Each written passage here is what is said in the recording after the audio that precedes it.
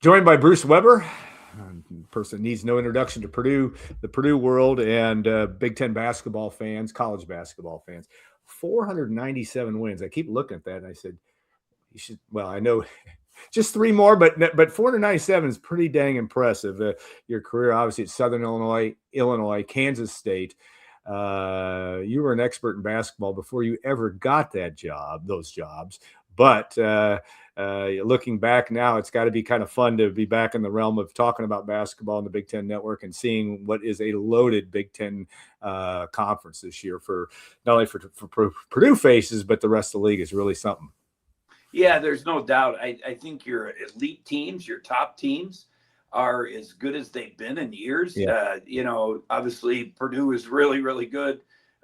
Michigan is at times looks unbeatable, to be honest. But then they looked human the other night against Penn State. Michigan State it's Tom Izzo's. They're not as talented. They're not as good as last year, but they're really, really good because they're doing what he believes in, and they guard and defend, and they're physical and rebound, and Illinois has some talent. Yeah, they're pretty good, and then I don't want to forget about Nebraska. We'll see how it progresses, but right now, Michigan's resume, Purdue's resume is really, really good, but Nebraska's resume is really impressive. The week they had, beating Creighton by 20, beating Wisconsin by 30, and then going to Illinois. I mean, that's an impressive 8-day span of games and wins, and established himself as one of the top teams in the league and in the country. Yeah, and you have Nebraska at Indiana tomorrow, Saturday.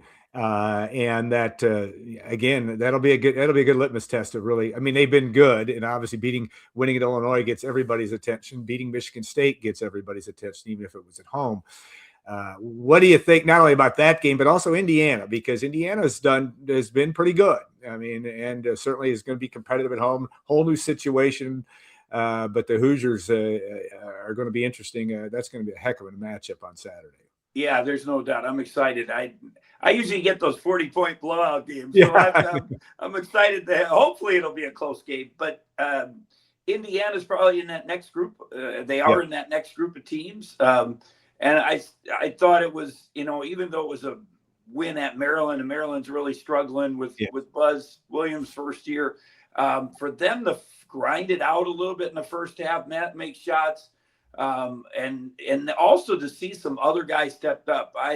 They had some early wins, and and it ends up Marquette wasn't very, probably very good, and everyone was all excited, and then Kansas State they beat pretty handily, and again they're they're a solid team this year. But then you lose to Kentucky on the road. You don't play well at Minnesota. And you kind of, are they that good? But I think they're starting to click a little bit, and other guys are playing well. And I think that's what people don't realize. And, when I go to the studio and just talk to the other commentators, that it takes a while when you don't have these guys together. Like Purdue's so fortunate to have these guys together. It takes a while to start gelling and figuring it out. And then somebody, like a Wilkerson taking a jump from Sam Houston State to the Big Ten, that's a big jump. And he went through a few struggles, but it looks like he's starting to understand it. And, you get 44 points in a game, and now he's averaged over 20 the next 5 games. That guy's a real player. There's no doubt about it. Yeah, Purdue fans are always, and more than just about anybody, pretty fixated on Indiana. Indiana football is still hard to get used to that. I texted you yesterday, and I was like, there's Hoosier fans in Chicago airport, in Indianapolis airport. Where did they come from? They didn't wear their Indiana stuff until November when I was in Indiana. So it was it's interesting, but credit to them and what he's done. And unbelievable. It's just amazing. By the time this airs, for those of you that are watching on Friday, yes, Indiana will be playing tonight. Purdue fans don't need to be reminded of that because it's Curt Cignetti and company, But yeah, putting Indiana football in the national title discussion is just still, I'm having a hard time getting used to. But my question really was about Indiana men's basketball. What's the style? I mean, Purdue, I'm sure Purdue fans have started watching. Purdue doesn't play Indiana, I don't believe, until January 27th. But what are you seeing from Coach DeVries in terms of what he's trying to get done there? Obviously, he's got some talent with his own son, but this is a team that seems to be very different than the Indiana teams we've seen over the last 2 or 3 coaches. Very skill orientated. There's no doubt about that, and I think he was at Creighton for a long time. Coach McDermott does a great job offensively.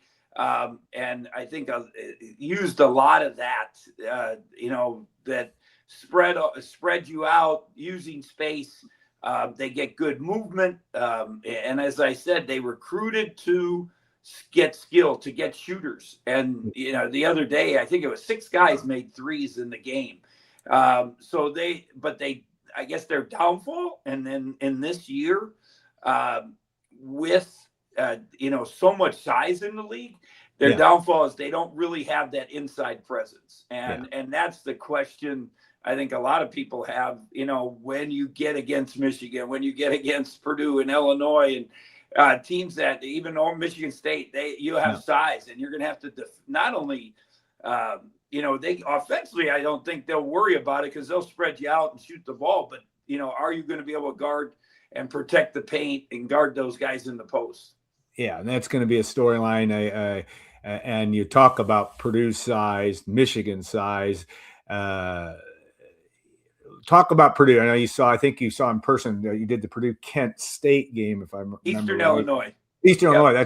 That's right. And not exactly a close one. And yet, you obviously are very, very much in tune with where Matt Painter is, and having worked with him and known him and recruited him, et cetera.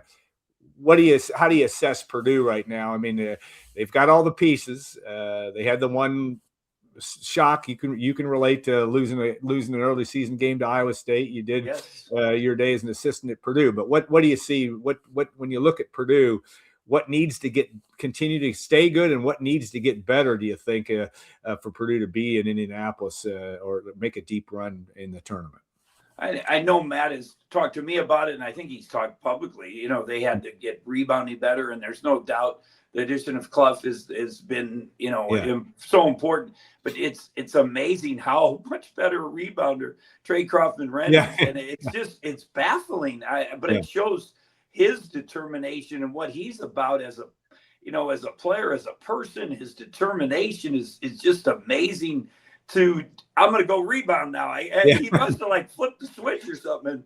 And he is relentless on the boards, and you put both those guys together, it's important. It's impressive. So, and then they needed to protect the rim on defense and protect the paint. And I still think, Iowa State, it was one of those games. And again, does Purdue have kryptonite? Yes, they have. Everyone has certain weaknesses where they're going to struggle a little bit. And you're going to see that throughout the Big Ten season. And, you just can't panic. The big thing is going to be, are you healthy going into the NCAA tournament? Are you clicking? Are you playing well at the, right time? And then the matchups, Al, it's so, and you can't predict that. If they have to play Iowa State in the 8th or whatever, Elite 8, it's going to be a tough game. Can they beat them? Yeah, but they're going to have to play good basketball. I like that they've also, and I don't know, I brought this up to Matt after the Eastern Illinois game. His bench is so much better. They're getting so much more production out of other players. Cox is more confident. I know Harris has kind of been up and down. He was struggling, and then all of a sudden he played well. So those guys are, other guys, Jack Bender, you got guys that can give them some production. And I think that's really, really important, especially as you get deep into the season, into the tournament, that you have guys that are established and they can make the little plays that make a difference in those close games that determine if you're going to the Elite 8 or the Final Four. Yeah, it's funny because on Wednesday night against Washington, Braden Smith has something you rarely hear of anymore. 3 fouls in the first half, right? Yeah, and he gets 3 fouls, and Omar Meyer had to play and started the second half, and that was a good thing for him. He did some good things. He's capable of doing really good things. But when you have a guy like, and you know this in coaching, when you got a guy like Braden Smith who doesn't particularly like to play less than 37 minutes a game, that can make a challenge for guys like Meyer, like Benter. To some extent, Harris and Cox are interchangeable. I get that. But it's those, as Matt Painter talks about, and I'm sure you've seen it too, is that it's those guys that play 7 minutes a game and are really good players, but don't get it in the rotation. That's tough. That's tough sledding, especially when you're younger in your career. Yes, it's tough, and you understanding your role and where you fit in, and taking that pride when you go in to give some production, and and they really don't need scoring. Cox has given them a little bigger boost than maybe I thought, but those other guys, somebody's got to defend. That would be my question. Do you really have it helps to have not only one lockdown defender, but it helps to have 2 lockdown defenders if you really want to be a good team. Have they gotten better with that? I think Braden, and I've talked to Matt about this, he is capable, and I think he's shown it. And I thought the second half Minnesota game, I believe I was watching, he just like took it over on the defensive end and the hustle plays and getting steals, and that's important. And you don't want him in foul trouble.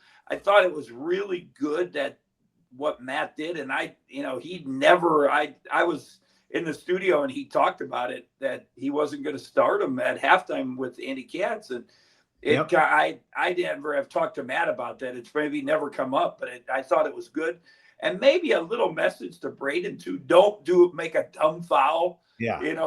45 feet from, give you your third foul after you made a turnover, just to keep your poise and be a little smarter if you want to stay in the game. So, all those things are a little learning. I don't know if Matt did that, but that was my first thought.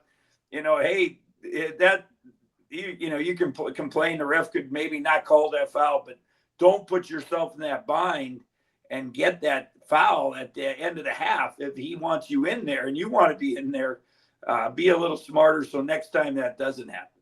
Well, you can relate with Darren Williams and D Brown. How do you tell a guy like Braden?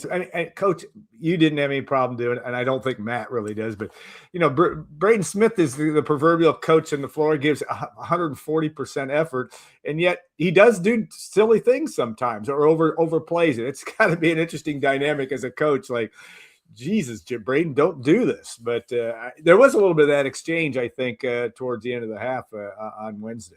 Yeah, and he said he was explaining to him he was going to sit him out and help, Meyer get ready and all that. Yeah. And I think it's still, and again, crazy things can happen, in a game. Maybe he gets a cut on the head and you got to run to the locker room. And now in a key time, Meyer's got to be in there, and it could be the difference. So now all those opportunities that you get during the season are going to help prepare you. And I think Matt has done a good job of the schedule, playing variety of teams, and that's something we have learned. Me being with Coach Katie, we didn't know with that early groups how to get to the Final Four, how to prepare and all.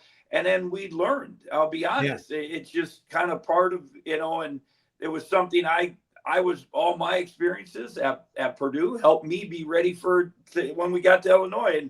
And again, we have a miracle game against Arizona to even get there, and think how good we were. Yeah. So it's just people like, they always get, Purdue going to get to the Final Four, Michigan going to get to the Final. Who knows? You're going to get to the 16 and the 8. Now, can you get, everything, all this stuff got to be aligned. And for you to get there, and we'll just have to wait and see, and that's the fun of it. Yeah, it's funny because it all came down. I had this premonition with Purdue 2 years ago that it was all going to come down to Southern Illinois game, Lance Jones. So I would say that during the season, it's going to come down to some funky thing he has to do. Even when you have Zach Edey and Braden Smith, it did kind of come down to that. He hit the shot when you had to have it. That's how it is. That's the and it's crazy that addition. and not only he scored and made some plays, but his defense and Oh yeah, big difference. his quickness, athleticism was really, really, really important for them. So and I hope they have that in combination of some of these other players on the bench. They don't have him exactly, but they have some guys similar that can help them. Yeah. All right, we have about 3 minutes left, and this answer could take 6 weeks, if not infinite amount of time. The state of college basketball and the wonderful world. I don't even want to even ask you about football, which is a dumpster fire. We all can relate to that. I mean, the world is right now. I know this is rhetorical somewhat in terms of your. I'm guessing I know how you feel, but the mid-year stuff that. The international guys coming in, the NBA guys coming in. How do you, if you're the commissioner, how do you fix some of this stuff? I mean, I don't understand why they keep going, and I know the NCAA is afraid of lawsuits and all this. I think a lot of that could have been solved years ago. They should have paid players something years ago. They should have just not allowed any sport to transfer years ago. Then you couldn't have had a lawsuit that, hey, tennis is transferring, they don't have to sit out.